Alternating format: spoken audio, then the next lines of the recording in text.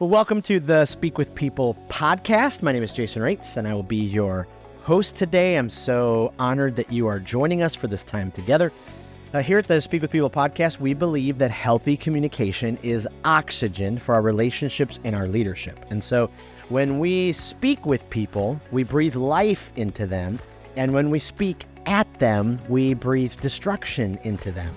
And so really the choice is for each of us, whether we speak with, which is healthy communication, or we speak at, which is unhealthy communication. So whether that's one-on-one, on a team, from a stage, from behind a screen, we believe healthy communication is the right decision. And so we hope this time together inspires you, challenges you, encourages you to make your words matter and to choose healthy communication. So thank you again for joining us, for being a part of our podcast family. Well, today I'm so excited about what we are talking about. One, because our guest is someone who has inspired me like crazy from afar online. Just how he posts and communicates and encourages is just so incredible. And so I was just so blessed when he said that he would be on. But we're diving into the importance of talking about our physical health, Now, don't turn off the podcast or press pause. I know for some of us, this is a really tough topic, but why would we talk about this on a communications podcast? Well, because when our physical health improves, many areas in our life improve as well. And one of them being our communication. Our confidence goes through the roof. And so today we're going to tackle questions like, do I need to care about my physical health in order to be a healthy communicator? Doesn't matter if I'm physically fit. Will it actually really affect my communication? What happens in my communication when I invest time into my health? And how do I transform from where I am? So in this week's podcast, we're joined by Jason Yost. He's a transformational wellness coach. He's the coach. He's a coach. He's the author of the new Rhythm Journal, and he's just really worked at some amazing organizations. And so now he is out on his own, helping many, many leaders get to a place where they are transformed and just living in a healthy way. And so welcome, Jason. Thank you so much for being on the Speak with People podcast. Oh my gosh, Jason, I am so thrilled to be here to connect with you and your community. And we're going to have a good time today. I love it.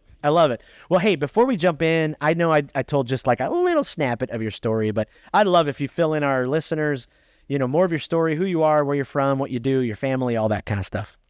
Yes, for sure. I live in the Northeast area. Some would call it the South. Some would call it the North, depending on who you talk to, but it's kind of mid-state. We're in Maryland, and we live in a nice town between Annapolis, which is the capital of Maryland, and Washington, D.C., which is the capital of the nation. So it's a cool little spot. We're on 2.5 acres here. We have a barn. We have a dog. I've got 2 beautiful girls. Next, in like 14 days, my oldest will be 10. And my youngest is 7, will be 8 in April, and my beautiful wife. And we enjoy where we live. We enjoy kind of the rhythm that life gives us. Historically, I spent some time helping churches in the music and creative space. That's where I spent most of my career, so to speak. I'm speaking as if I feel like I'm older than I am. I'm still pretty young. I do want to say that. I'm only 40, which was a milestone that I hit back in December. So it's definitely on my, reticular activating system. But I was able to spend some time at National Community Church in DC as a worship leader and campus pastor there. And after my time there at Liquid Church in New Jersey, helping them with their creative and worship ministry as well. And then we got to a place, my wife and I, where we just were kind of stirring inside, felt like maybe there was something different. Maybe there was, her dad is a pastor. Her mom's a social worker. I was a pastor. She was a social worker. It was kind of like not a midlife crisis, but, we were in our young 30s.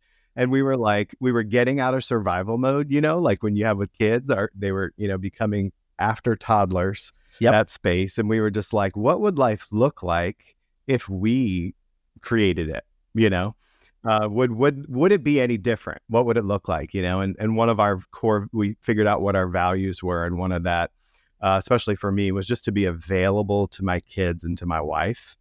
And so we transitioned from full-time church staff and into remote work.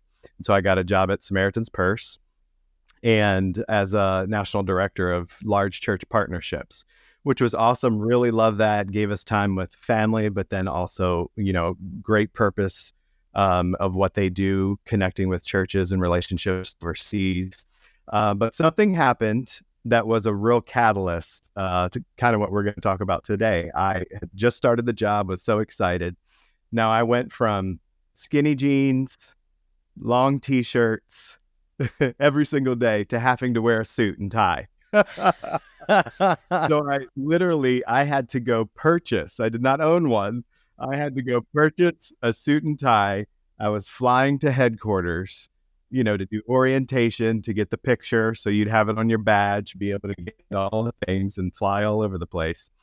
And I got my profile picture back, and it literally stopped me in my tracks. And I was like, I took it to my wife. I said, Shelly, is this me?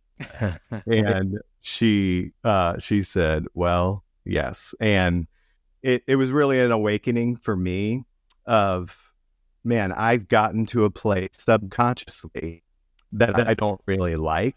The way that I looked, the way that I was feeling. I knew going out to communicate to some high level leaders that I wasn't going to be able to show up in a way that I really wanted to. And so that brought me on a journey of taking care of my health, my physical health. And so I reached out for help, got somebody to help me, and ended up losing 60 pounds.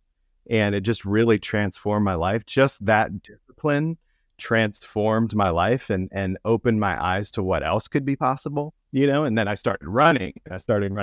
Half marathons, 5Ks, I started biking, doing 30-mile just stuff that I'd never done before, Jason. Like literally, that's not who I was. And then, once I started to get my health in check, it just opened some doors. And then we started to get, honestly, my wife, she did the same thing. She ended up losing 60 pounds. And it transformed us and our family. And then naturally, because we have been in spaces where we're in public, we live out loud, we have large networks, people started asking, what in the world are you guys doing? What in the heck has happened? And so, it just happened to where we were able to create our own business out of it and add value for people, really help people. And I was working at Samaritan's Purse. Shelly was growing the business, helping people. And then we just grew it to a place where we were both able to do this together, which has really been a dream of ours, like 50 and up, 55 plus, Right. like maybe one day we'd be able to do something together like this. And so we're blessed. We're honored. We work from home and we have clients all over the nation. And we're able just to add some great value from the experiences and the knowledge that we've received to give it back to people. Wow. That's just absolutely incredible. We're super honored and super excited about it. What a great journey. Well, going way back to your story in the very beginning, I had the time of my life, junior year of high school in Annapolis, because we visited the Naval Academy. And I can remember walking around thinking, this is the coolest town I've ever been in. Yeah, we love it. Old Town Annapolis. Yeah. The brick streets and the water and the sun rising and setting. It's really nice. Just we incredible. Go down there often. Oh, I love it. Well, hey, let's jump in and talk about this. But, as we're, as we're considering this, is it true from your perspective, what you've learned in your business and then coaching, so many leaders in your own life, everything changes when we get our physical health in order? Is that like an overstatement? Is that, correct me where I'm wrong, but, tell me what you think about that. Yeah, honestly, Jason, I believe I've heard that before. So when I heard it, it very much intrigued me. And then personally going through it, it is absolutely true. One of the terms, actually, if I turn the computer around, you could see it. We have a large kind of mural in our office, and it's a rising tide lifts all ships. And we just talk about with our clients and our coaches on our teams that Once you get physically healthy, it literally is the rising tide that begins to lift all ships. Even for, personally in our life, we were stressed out, we were emotionally stressed out, we were burnt out, we weren't financially stable. And when we got our health figured out, it's that discipline that you put your body through and your mind through, but then also it's the self-efficacy that begins to develop in your life, the confidence that, oh, if I did it here, I bet you I can do it here, and because you find a lot of it is conscious living and habit formation. And so you can put those habits in different areas and buckets of your life and begin to see that rise as well. So I absolutely believe it's true. That's incredible. So, when it comes to leaders, they're in a workplace, they're on a team, as they're trying to deal with all the stress and the amount of work that they have to do, then they're trying to, deal with their friends and family and life and they're just trying to live everything. Why is it so hard for us sometimes as leaders, as people, to just talk about the physical rut, that we get into with our health? Because it seems like, and maybe I'm only speaking from my perspective, but you get into this place where, and maybe it's because shame starts to take over and you're like, I just don't want anybody to bring this up. I don't want to talk about it. Yeah. I don't want to mention it one more time. Yes, I'm overweight. Yes, I haven't worked out in a while. Why do you think it's so hard for us to talk about? Yeah. And I think the word that you mentioned, I think is it in our society. I think it's shame-based, unfortunately. Because if you just look at the science of it, it's habit-based. So if you're in a place and space now, you're going to need to shift some behaviors to create some habits that are going to give you your desired outcome. It's literally that simple as far as the formula goes. It's not that simple, but as far as the formula goes, you just change some of your habits. But there's so much shame around, how you're feeling, how you're perceived. And then also, if you're in control of that. And so the only way that you're going to change that is if you do something about it. And so if you're not ready to do something about it, it's not something you're going to want to talk about because it's almost, you have a little bit of an idea of what it's going to take for you to get to your goal. Right. Right. Yeah. So what do we need, to get to that place where we're ready? I know everybody's at a different place, but are there any common characteristics, where, especially you as a coach, you look for to help Yeah. people get to that place where they finally go, okay, I need to make the change. Yeah, for sure. And I think that's an awesome question. And I think it's different for everybody. And everybody has their time when they are ready. And it's one, it could be an absolute need where it's a medical situation. And so there's a pain point there where it's life or death. It's like, or else, And so then you need to get to a place where you need to find out what it is that you need to do in order to change your habits to reduce that pain. So we make choices for two reasons. One is to get rid of pain, to reduce pain in our life, or to increase pleasure, right? And so we need to create a story around one of those in order to move forward with a decision. Most of the time, pain gets us to move more than pleasure, right? Because when we're in a situation, we're just talking about health. So when we're in a situation where we're overweight and we know we need to get to a better BMI or a healthier weight, and how we, so we think what would change, we'd be at this number. Maybe we've never been at that number before. We'd be able to ride the ride. We'd be able to go on an airplane without the extender. We'd be able to do these things, which sounds good. But if you tell yourself, if I don't do this, I might not be able to walk my kid down the aisle. If I don't do this, I might not be able to get up and play baseball with my kid. What is he going to think of me? If I don't do this, what is my spouse, am I giving her my level best? Am I, those types of things. So you literally need to get to a place where the pain of change is greater than the joy of staying the same. You know what I mean? Wow. And that Wow. gets you to a place of movement. That is so good. I mean, I know, in my own life, that is 100%, true. I've spent years and years, this horrifically awful cycle, for Hmm. years and years and years. I have a bad back, and I've just used that as my excuse of why I can't deal, with the change, because the pain is too great and it's the only thing that gives me pleasure. And then, Yeah. gives me just that relief, Chick-fil-A, thank you so much, for helping Yeah. me. Yep. Um, and I did, I've done this a couple times in my life, where I was able to get a handle on the pain and then attack, that change, to be able to do that. And that's just amazing, to be able to Yeah. do that. Can you give us some advice on how to assess, where we are when it comes to our physical health? I mean, you just hit on a Sure. couple of those things, but like if the thought of like walking your child down the aisle or some of those kind of things. But are there some like assessment areas where we need to go, ooh, okay, I need to really start working on this?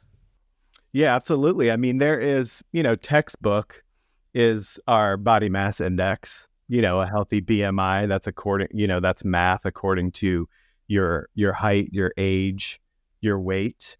I'm not like that's a good kind of rubric to get an idea. But, so for me, I'm 5'9", I'm 190 pounds, but I'm 12% body fat. So according to BMI at 190 pounds, I'm obese, right? So you have to look at it a little differently. It gives you an idea. And again, that's the mass index. So according to stats of all of these people, this is where you should be. But, when you have a certain amount of extra weight and extra fat cells, then you're at increased risk for lots of different diseases as you get older. So you are investing in your future by starting now. It's strategic, as leaders, as in thinking about, the best next step. It's definitely a strategic foresight for us to think, how can I get my health in order? You know what I mean? As communicators, I need to be high energy. I need to be aware. I need to be in conscious mindset.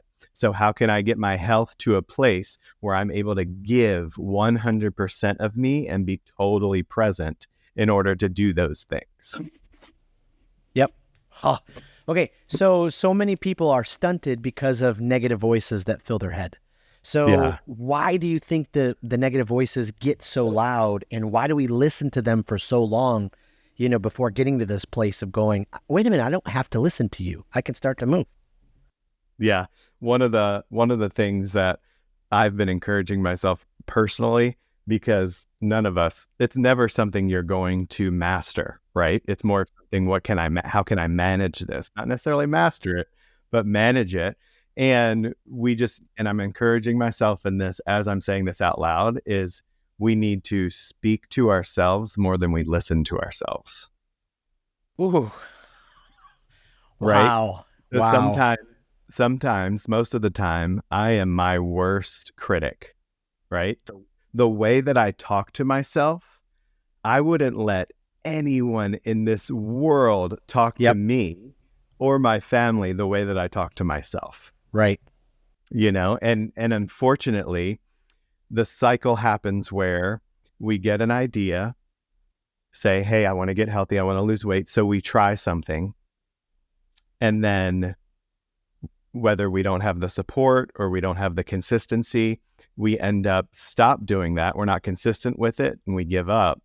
And so then we are in the process of breaking a promise to ourselves.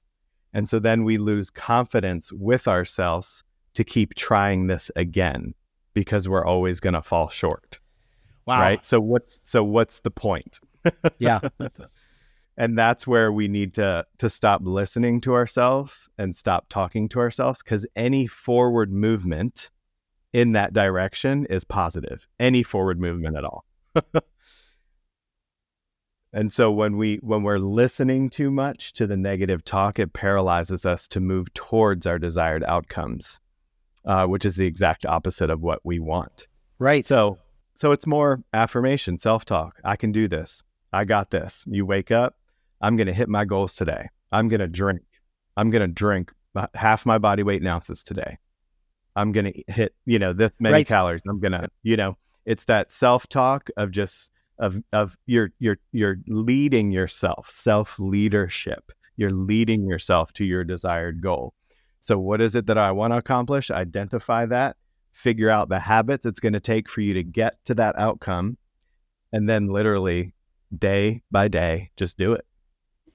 Yeah, that's huge. I mean, we could talk about, oh my goodness. I mean, just that process and getting there and that help. But I want to turn the corner just for a second. Like, as you have led over the years and have made the transformation in your life, have you seen your communication health, your communication confidence, your communication skills improve because, you've made a priority with your physical health? Do you think that's, one of the, the amazing byproducts of all this for leaders?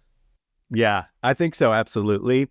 I have noticed it a lot in my own life.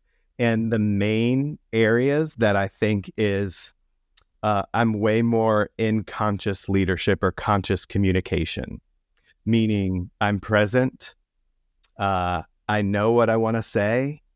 I am thinking about what I want to say. I'm listening way more because I'm not as subconscious busy and trying to get through the next moment. It's helped me learn that because, again, the discipline of disciplining your body to eat correctly and to get to a healthy weight, it causes you to be aware of when you're slipping into subconscious living, which would be the robotic mode of just, let's get this going. Let's get next. I'm hungry. I'm going to take this. I'm going to put it in my mouth. I'm going to consume it. Oh, I'm hungry again. I'm going to consume it. I'm not thinking about what I'm eating. I'm not planning what I'm eating. I'm not concerned about what I'm putting in my body. Similar, to as we're communicating. Okay, I'm on my phone. I'm looking, what are you going to say? What am I going to say next? Okay, let's just keep this going. Okay. Oh, I got to leave. I got this next thing. Where now that I have disciplined my body, disciplining my mind as I'm communicating with someone, I'm a way better listener. So I know how to communicate back to them. I'm way more present with them. And I'm way more in a sense where I'm here to add value to them rather than what can I get out of this or how can I finish this quickly so I can move on to the next thing. Yeah. Wow. Absolutely. Are there any keys? Like, I know that there'll be people listening right now, leaders listening who are going, okay, this is great, but what are some of those, keys to helping people, stick with it, to be able to make these kind of conscious decisions? Yeah, for sure. And that's an incredible question. I think, one of the things that we always talk about is, you actually shouldn't diet in the dark. Like we're made to be in community. And I think sometimes people are very much concerned about what others think of them too much. Yeah. And as we are in community with people, that's how we're learning and growing together. And so when you diet in the dark, you can quit in the dark and there's no accountability and no one else knows. Wow. Right. So, accountability measure is a huge one. Making sure you're telling someone, whether that's your family, whether it's your friends, whether it's a coworker, doing it with somebody else. Yep. Because you're putting accountability in place. You're leading yourself so that when it gets hard, when it gets tough, you're not bowing out quietly. Somebody else is encouraging you. Someone else knows you're there. And so that adds that level of accountability. And honestly, I'm biased, of course, because I am a coach, but since I started reaching out to a coach to help me get to desired goals, I've saved way more time, way more headaches, way more energy to get to my goal than ever before trying to figure it out on my own. Yep. Absolutely. It's so true. You'll get to your desired goal way faster when you reach out to somebody for help. So accountability and then living in community, with people. It's very, I've coached a lot of clients, a lot of clients. Very few people can do this by themselves in the dark, just with not telling anyone, not knowing anyone. It's so simple to get discouraged and just throw in the towel when you're doing it quietly. Yeah. Yeah. Ooh, Yeah, so that's it's so done good. better in community, just like life, Yeah. we're supposed to be in community. And so Ah. it's just it's a part of living. So turn the corner just a second. So a lot of what you do, what I can tell from, kind of following along online is you do a lot of communication online. Like, what have you learned about, are there any wins or, some big things you've learned from, communicating online regularly, that you could, pass on to people? Yeah, for sure. I'm so grateful for it. Literally, technology enables us to build relationships, connect with people that are thousands of miles away, right at our fingertips. Some of clients become really good friends because you're able to communicate online. A couple things that I've realized is just like health, nothing trumps consistency, of just stay consistent, be available. The second one I would say would be your foundational approach should be to add value to people. Yep.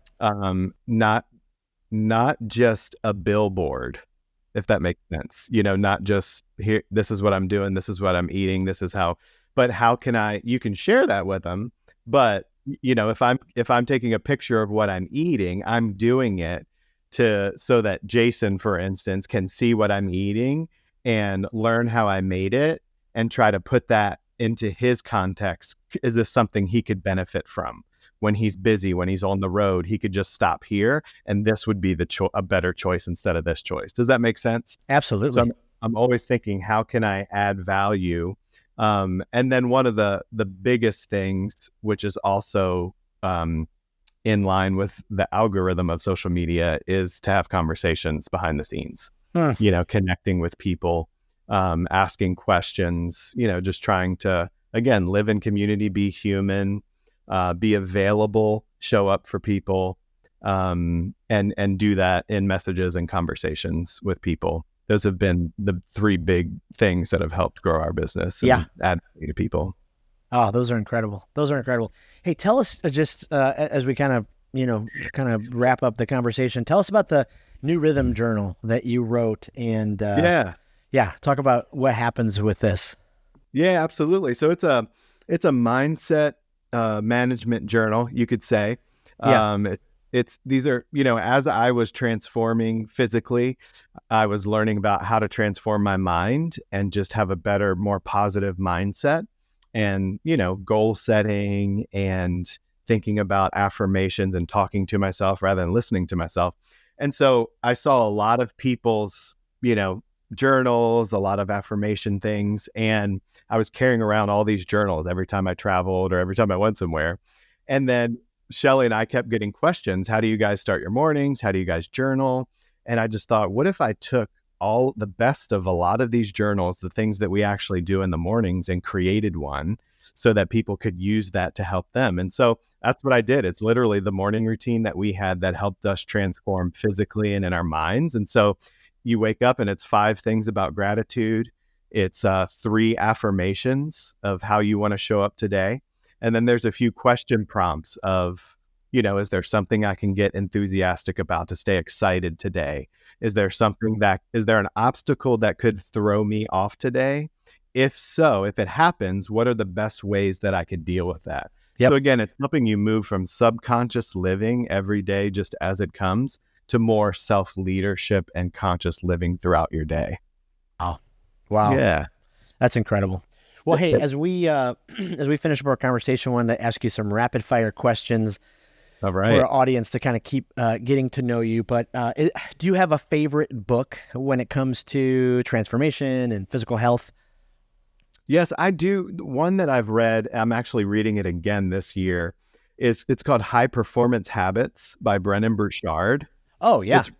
It's really good because he marries that physical health, but then also high performance habits as far as leadership and productivity. he marries them together really well. So that's a really good book.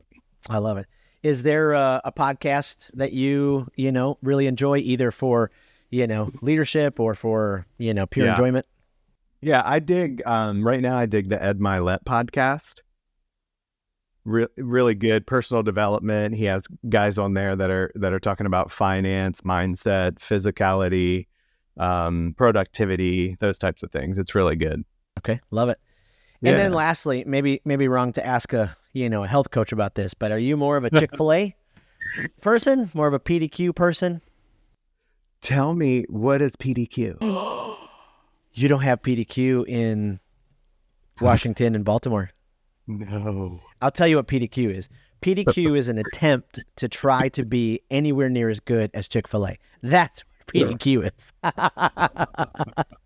I'm going to go with Chick-fil-A. All right. That's awesome. Is that Florida thing? Yeah. Maybe South, PDQ, okay. Zaxby's, both of those are trying to be Chick-fil-A. Okay. Awesome. I love it. Well, hey, Jason, tell us where we can find you online, where people can go to find more information about what you do. Yeah, absolutely. I have a website that's jyost.com, JAYYOST.com. And then, you can find my podcast information, the journals on there.